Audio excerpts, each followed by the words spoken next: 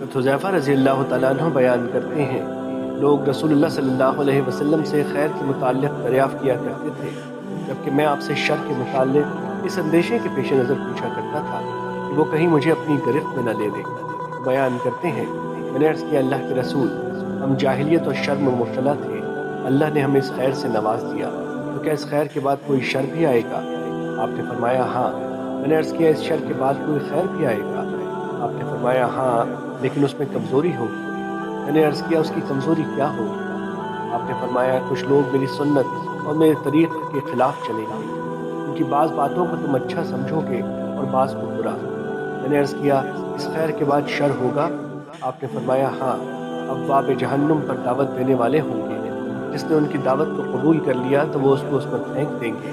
میں نے عرض کیا اللہ کے رسول، ان کا تعارف کرا دیں۔ آپ نے فرمایا وہ ہمارے ہی قبیلے سے ہوں گے اور وہ ہماری زبان میں کلام کریں گے۔ میں نے عرض کیا اگر اس زمانے نے مجھے پا لیا تو آپ مجھے کیا حکم فرماتے ہیں؟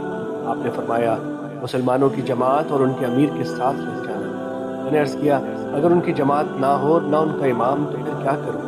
آپ نے فرمایا ان تمام فرقوں سے الگ ہو جانا، اور تمہیں درخت کی جڑیں چبانی پڑے حتیٰ کہ تمہیں اسی حالت میں موت آ جائے۔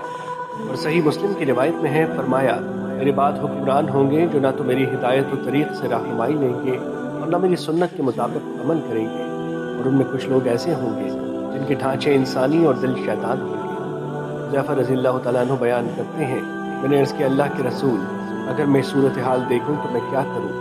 آپ نے فرمایا امیر کی بات سننا اور اس کی اطاعت کرنا، اگرچہ تجھے مارا جائے اور تمہارا مال لے لیا جائے، تم سنو اور اطاعت کرو۔ مشکوٰۃ المصابیح، حدیث نمبر 5382۔